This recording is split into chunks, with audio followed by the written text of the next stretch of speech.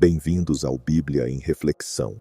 Que este seja um momento de paz, profundidade e revelação espiritual, onde a palavra de Deus encontra espaço para transformar, curar e iluminar o coração. Neste episódio, meditaremos sobre a jornada de Moisés e a revelação do Deus que liberta. Uma história marcada por chamada, resistência, transformação e poder divino. Neste vídeo, estudaremos como Deus se revela a Moisés desde seu nascimento até o chamado na sarça ardente, mostrando que o Senhor é aquele que vê, ouve e age para libertar seu povo. Ao longo desta meditação, compreenderemos que o Deus que chamou Moisés é o mesmo que continua chamando, capacitando e libertando ainda hoje. A história de Moisés não começa com um homem forte e preparado.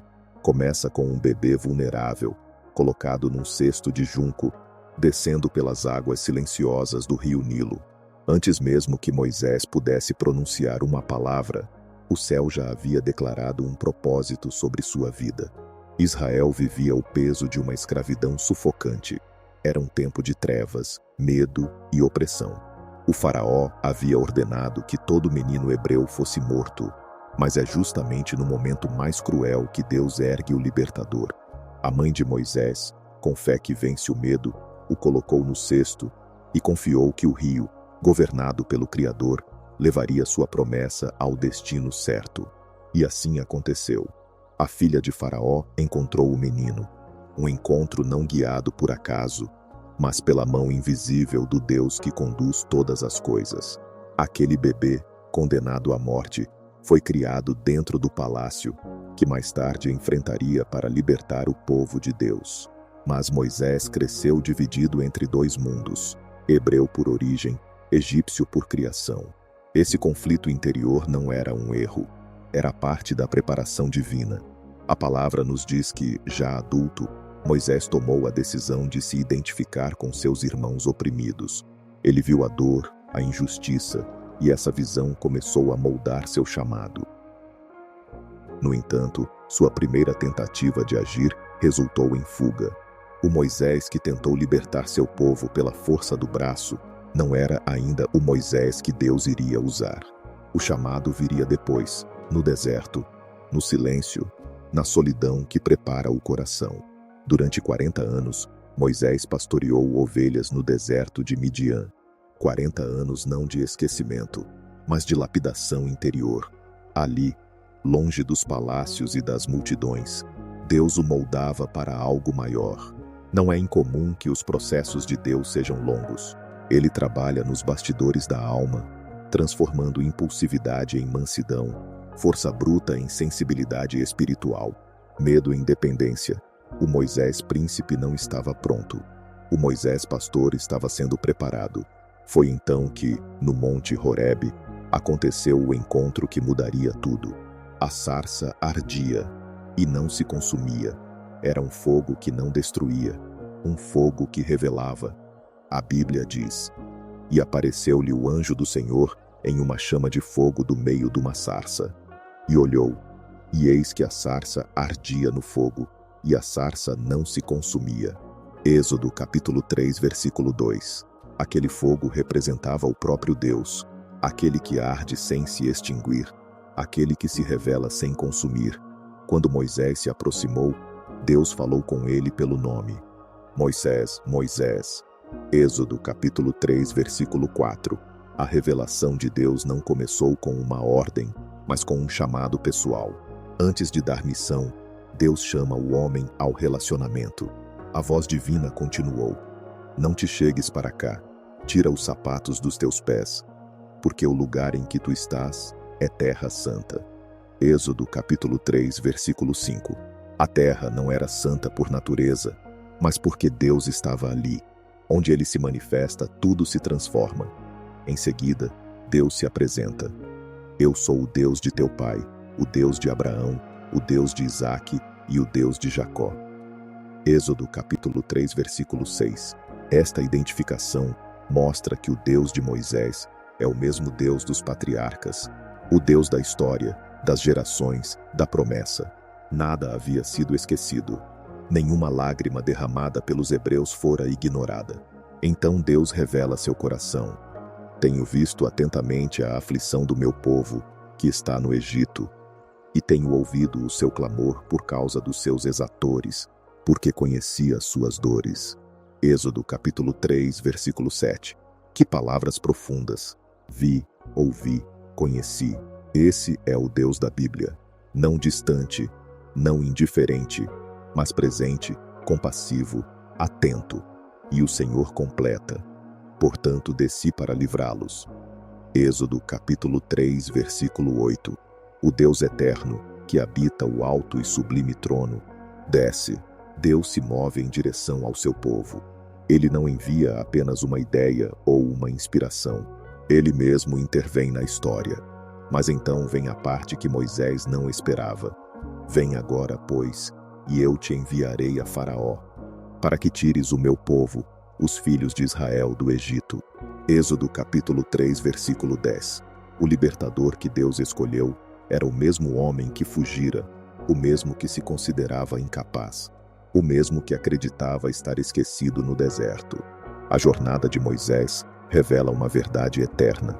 Deus não chama os prontos, ele prepara os chamados.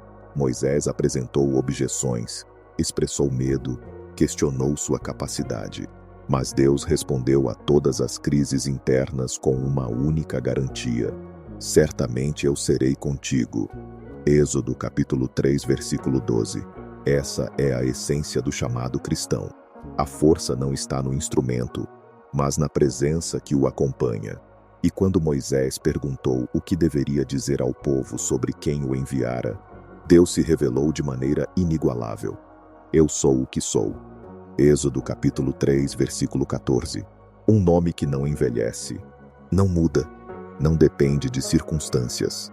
Eu sou o Deus eterno, o Deus presente, o Deus que é, que era e que há de vir. Essa revelação era mais do que uma resposta.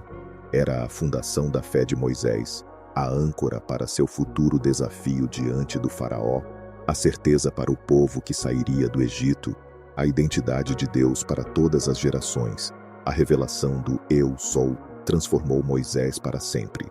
Aquele nome ecoava não apenas como uma resposta, mas como um fundamento. Deus não estava apenas revelando sua identidade, estava revelando o tipo de libertação que Israel experimentaria. Eles não seriam libertos por um Deus regional, frágil, limitado. Seriam libertos pelo Deus eterno, soberano, imutável. A libertação viria das mãos daquele que é, daquele que sempre será. Mas, mesmo após tamanha revelação, Moisés ainda hesitou. Moisés olhou para si e viu limitações. Deus, porém, insistia para que ele olhasse para o próprio Deus. Que é isso na tua mão? Êxodo capítulo 4, versículo 2. Uma simples vara. Nada especial, nada grandioso. Mas quando colocada nas mãos de Deus, uma simples vara se tornaria instrumento de sinais, direção e autoridade. A voz do Senhor continuou, transformando o ordinário em extraordinário, o simples em sagrado. A vara virou serpente, a mão ficou leprosa e depois curada. Tudo isso tinha um propósito. Deus estava ensinando Moisés que a missão não dependia de suas habilidades, mas da presença e do poder divino. Ainda assim, Moisés disse: Ah, meu Senhor, eu não sou eloquente. Sou pesado de boca e pesado de língua. Êxodo capítulo 4, versículo 10. Moisés via suas falhas como impedimentos. Deus via suas falhas como oportunidades para manifestar sua glória. A resposta divina atravessa os séculos. Quem fez a boca do homem? Ou quem faz o mudo, ou o surdo, ou o que vê, ou o cego? Não sou eu, o Senhor? Êxodo capítulo 4, versículo 11. E Deus conclui: Vai, pois, agora, e eu serei com a tua boca, e te ensinarei o que hás de falar. Êxodo capítulo 4, versículo 12. O chamado de Deus não ignora nossas fraquezas, ele as transforma em palco da graça. Mas mesmo com toda a paciência do Senhor, Moisés insistiu em recusar. Então Deus lhe deu Arão como auxiliar. É assim que ele age conosco. Não apenas nos chama, mas nos cerca de pessoas para caminhar ao nosso lado. Moisés retorna ao Egito. Aquele caminho era carregado de significado.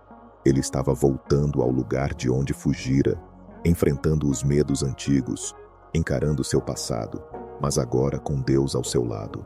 O encontro com Arão foi marcado por alegria e grande emoção.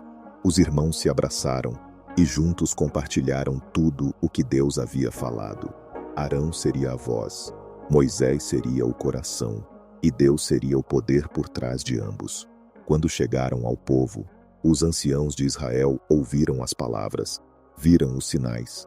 E a Bíblia diz: e o povo creu. E quando ouviram que o Senhor visitara os filhos de Israel, e que vira a aflição deles, inclinaram-se e adoraram. Êxodo capítulo 4, versículo 31. A fé foi reacendida, a esperança renasceu, a chama da libertação começou a brilhar no meio da escuridão. Mas como acontece muitas vezes, antes da libertação viria a oposição. Moisés e Arão se apresentaram a Faraó. Eles declararam em nome de Deus: assim diz o Senhor, Deus de Israel: deixa ir o meu povo. Êxodo capítulo 5, versículo 1. Faraó, porém, respondeu com arrogância: quem é o Senhor, cuja voz ouvirei? Êxodo capítulo 5, versículo 2. Essa pergunta revela o orgulho humano que tenta se colocar acima de Deus. Mais cedo ou tarde, todo Faraó descobrirá quem é o Senhor. A opressão aumentou. O povo sofreu ainda mais. E Moisés, sentindo o peso da responsabilidade, voltou-se a Deus e perguntou: Senhor, por que fizeste mal a este povo? Por que me enviaste? Êxodo capítulo 5, versículo 22. Mesmo o mais forte dos chamados passa por momentos de dúvida. Mas Deus respondeu com firmeza e ternura: agora verás o que hei de fazer a Faraó. Êxodo capítulo 6, versículo 1. E então, Deus reafirma sua aliança dizendo: eu sou o Senhor. E aparecia a Abraão, a Isaque e a Jacó como o Deus Todo-Poderoso. Portanto, dize aos filhos de Israel: eu vos tirarei de debaixo das cargas do Egito. Êxodo capítulo 6, versículos 2, 3 e 6.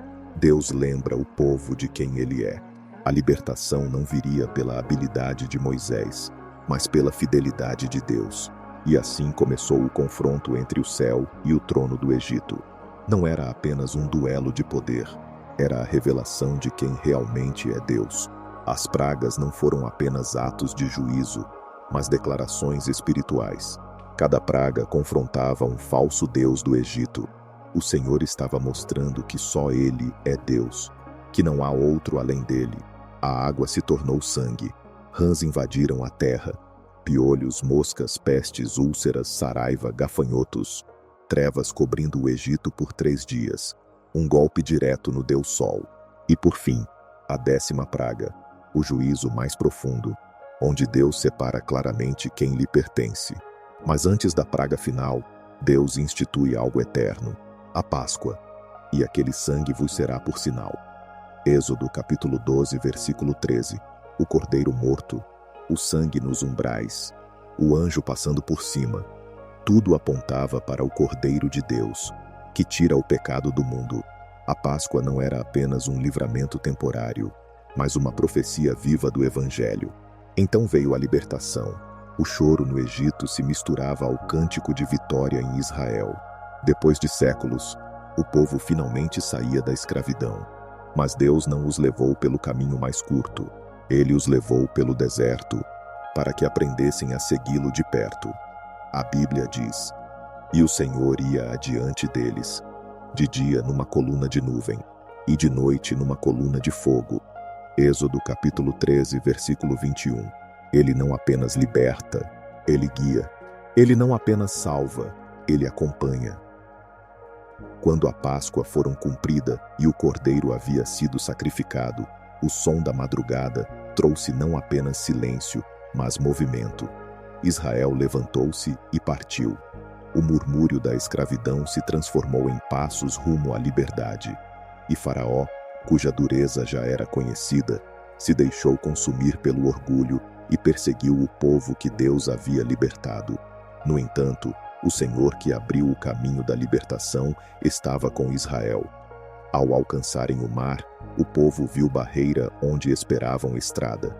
O medo sussurrou em vários corações. Mas Moisés, revestido da presença do Senhor, falou assim ao povo: Não temais, estai firmes, e vede o livramento que o Senhor vos fará hoje. Porque aos egípcios que hoje vistes, nunca mais os vereis para sempre. O Senhor pelejará por vós, e vós vos calareis. Êxodo capítulo 14, versículos 13 e 14. A promessa de proteção não anulou o perigo visível, mas ofereceu uma fé operante. Moisés estendeu a sua mão sobre o mar, e o Senhor, em sinal de poder, dividiu as águas. O caminho ficou seco, e as muralhas de água constituíram testemunho claro. O Deus que chama também provê passagem. E estendeu Moisés a sua mão sobre o mar. E o Senhor fez retirar o mar por um recuo de vento oriental toda a noite, e tornou o mar em terra seca, e as águas ficaram partidas. Êxodo capítulo 14, versículo 21. Quando o povo atravessou, havia regaço de fé e medo misturados. Do outro lado, o exército do Egito entrou após eles, e as águas voltaram ao seu lugar, cobrindo carros e guerreiros. O Egito foi vencido, não pela espada de Israel, mas pela mão de Deus.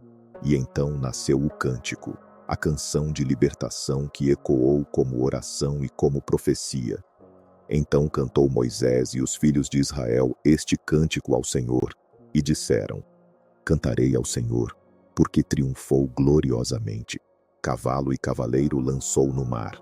Êxodo capítulo 15, versículos 1 e 21, resumo do cântico. Esse hino não é apenas celebração histórica, é teologia em forma de louvor. Ele proclama que o Senhor é força, salvação e majestade sobre todos os seus adversários. Onde Deus age, a adoração nasce. O deserto então se abre como escola para o povo liberto. O Senhor não os deixa apenas passear, Ele os forma. No caminho, surgem provações que são lições disfarçadas. Fome, sede, medo, murmuração, tudo se transforma em ocasião para o Senhor revelar o seu cuidado. Quando a multidão clamou por pão, o Senhor respondeu com pão do céu, o maná.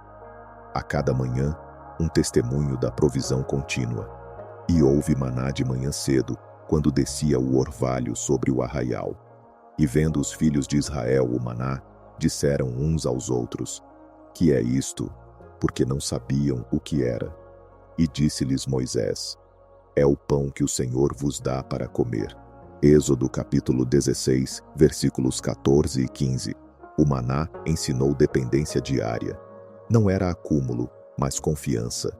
Cada povo precisava recolher sua porção. Quem tentava guardar para o dia seguinte via corrupção. A lição era clara. A provisão do Senhor é presente e renovada. E a fé é exercício diário. A água que brotou da rocha testemunhou igualmente a compaixão divina no deserto. Quando a sede ameaçou a vida, Deus instruiu Moisés a ferir a rocha, e dela jorrou água abundante. E feriu Moisés a rocha com sua vara 2 vezes, e saíram muitas águas, e a congregação bebeu, e também o seu gado bebeu. Números capítulo 20, versículo 11. Relato de repetição de cenário similar em Êxodo capítulo 17. Esses sinais têm rosto pastoral. Um Deus que vê a necessidade e supre para que o povo viva. Porém também há advertência. Moisés, ao não honrar a Deus naquele episódio, bateu a rocha em vez de falar-lhe como o Senhor havia ordenado. Sofreu consequências.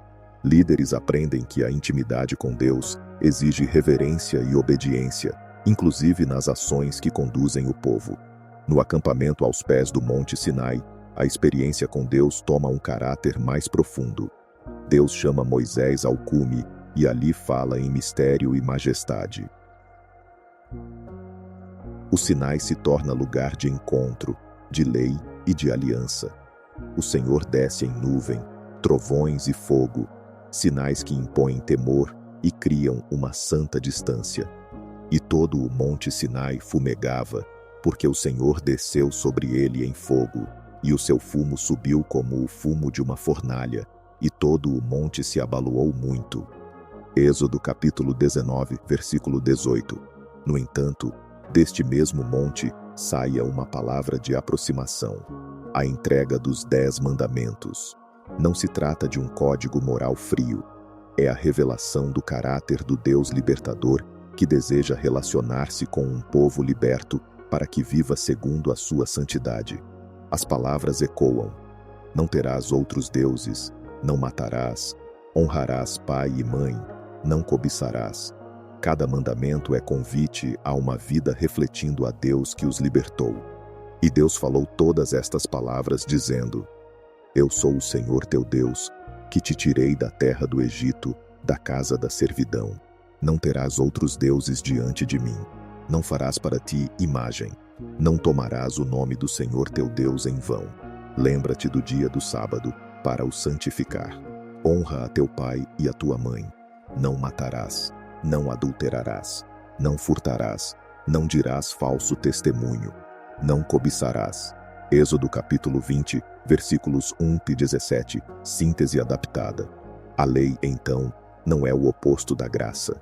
Ela é a forma como o Deus libertador espera ver a liberdade expressa. Liberdade sem limites distorce-se em anarquia. A lei revela o padrão de vida que reflete a dignidade concedida a Israel.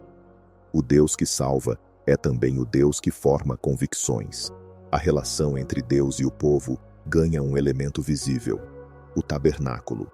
Deus dá instruções detalhadas sobre como sua casa deve ser erguida, o Santo dos Santos, a Arca da Aliança, o propiciatório, o incenso, as vestes sacerdotais.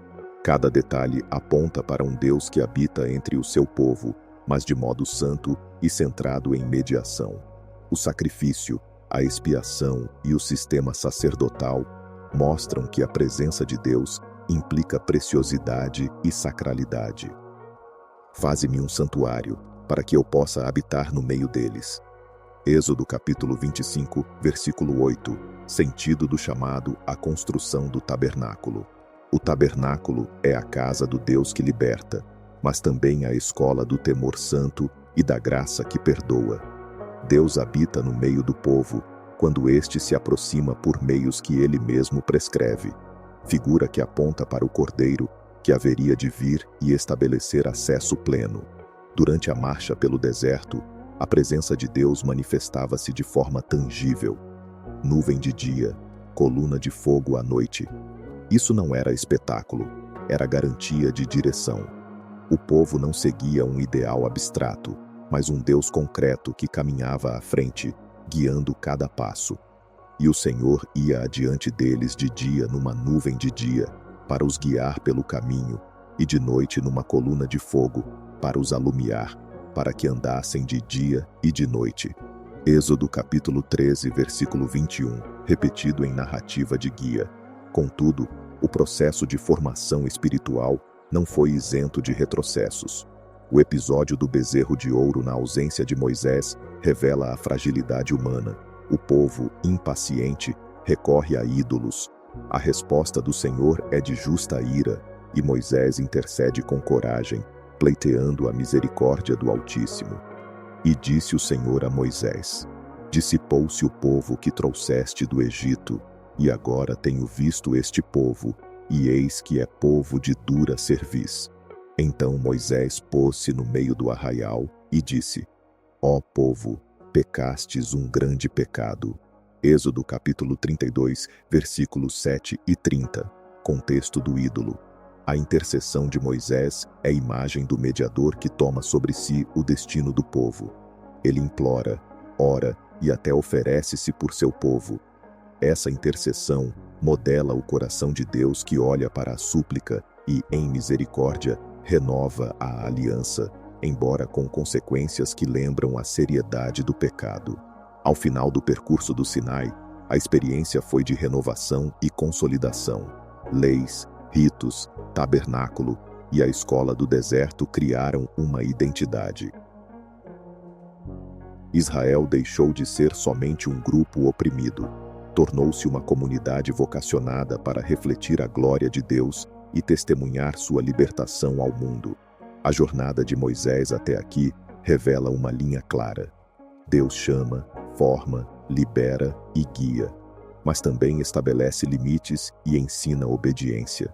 A liberdade que vem de Deus gera responsabilidade. A presença de Deus exige reverência. O povo do deserto aprendeu, a duras penas, que a experiência da libertação não prescinde de disciplina espiritual. E Moisés, por sua vez, cresceu, de pastor a legislador, de fugitivo a mediador nacional. Sua intimidade com o Senhor, consolidada no Sinai, o tornou voz e rosto da libertação divina. Ele não era perfeito. Sua humanidade se mostrou em falhas e em lágrimas. Mas sua fidelidade ao chamado transformou vidas, moldou uma nação e apontou para a redenção que haveria de vir por meio do sacrifício perfeito. O tabernáculo, cuidadosamente erguido sob as instruções do Senhor, tornou-se o centro espiritual e físico da vida de Israel. Cada cortina, cada peça de ouro, cada detalhe do altar e da arca refletia algo profundo sobre o caráter de Deus. Ele é santo, ele é presente, ele é perdoador e, ao mesmo tempo, absolutamente digno de reverência. Assim foi acabado todo o trabalho do tabernáculo da tenda da congregação, e fizeram os filhos de Israel conforme a tudo o que o Senhor ordenara a Moisés. Assim o fizeram. Êxodo capítulo 39, versículo 32. A construção terminou, mas o tabernáculo só se tornou vivo quando a glória do Senhor o encheu. E naquele dia, toda a nação compreendeu que Deus realmente habitava entre eles. Então a nuvem cobriu a tenda da congregação, e a glória do Senhor encheu o tabernáculo. E Moisés não podia entrar na tenda da congregação, porque a nuvem ficava sobre ela, e a glória do Senhor enchia o tabernáculo. Êxodo capítulo 40, versículos 34 e 35. A presença divina guiava o povo não apenas fisicamente, mas espiritualmente. Cada vez que a nuvem se erguia, Israel avançava. Cada vez que descansava, Israel permanecia.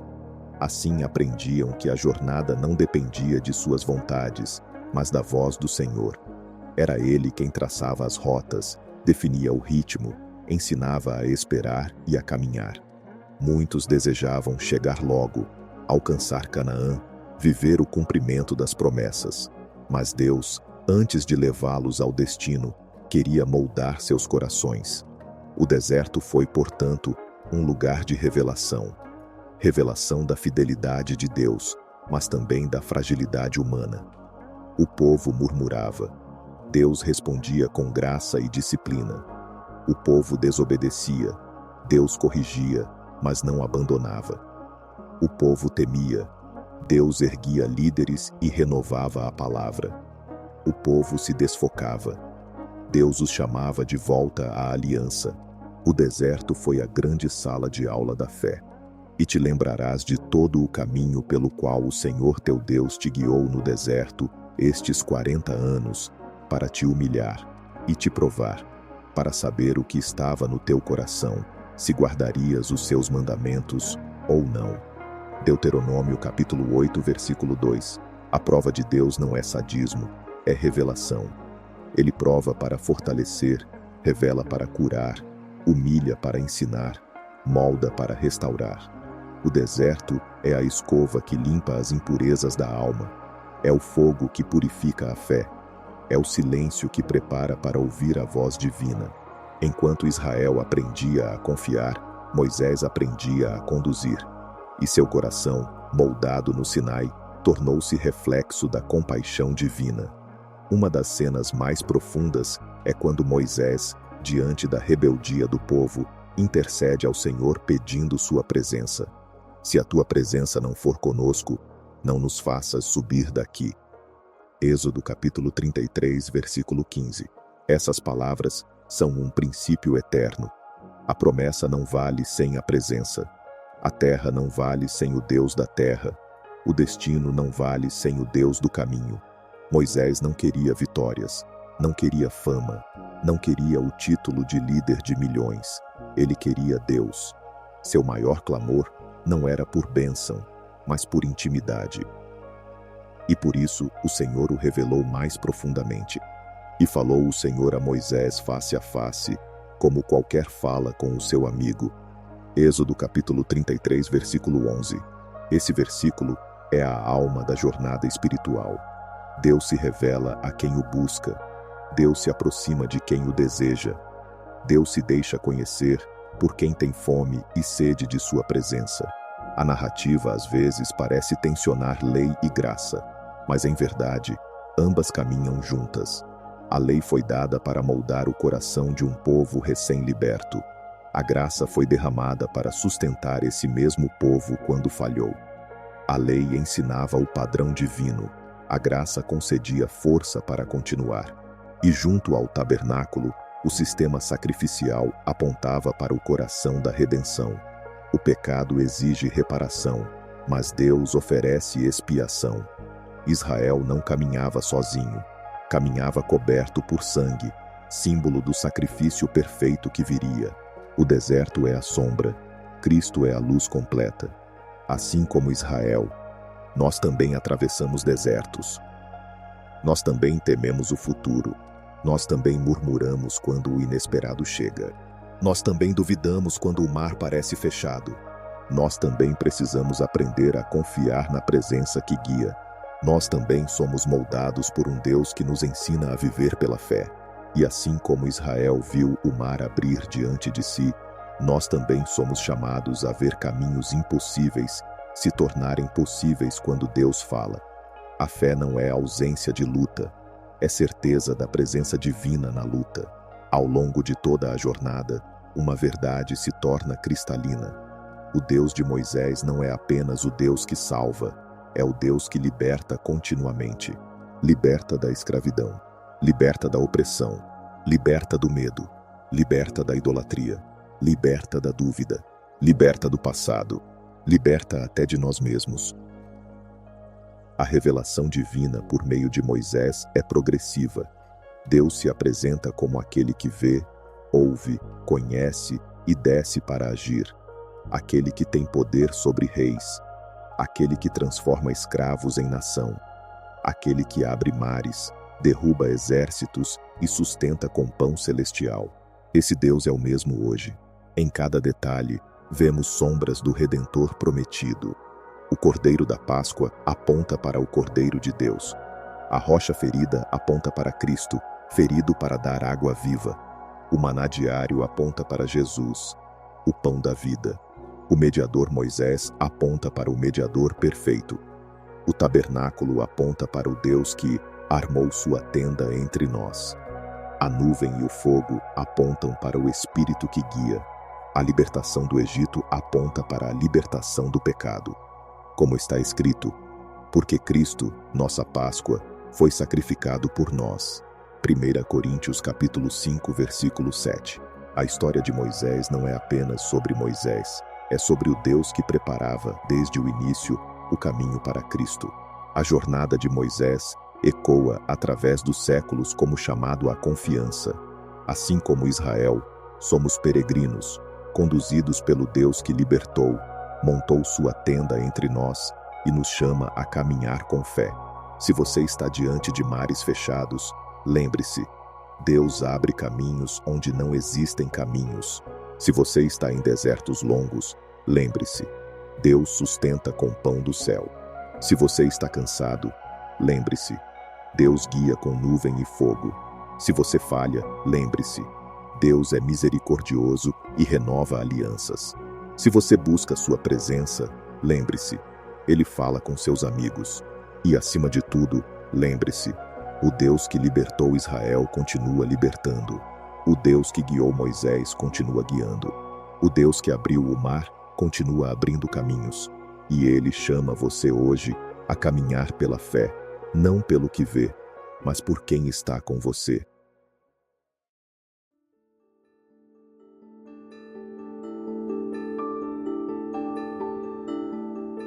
Chegamos ao fim de mais uma fala da Bíblia de hoje. Que a mensagem inspire e fortaleça sua fé. Esperamos que esta porção da palavra tenha tocado seu coração. Para continuar recebendo diariamente esses momentos de reflexão, inscreva-se no canal, deixe seu comentário sobre o que mais te impactou e não se esqueça de compartilhar para que mais vidas sejam alcançadas pela palavra. Contamos com você. Muito obrigado e que Deus o abençoe.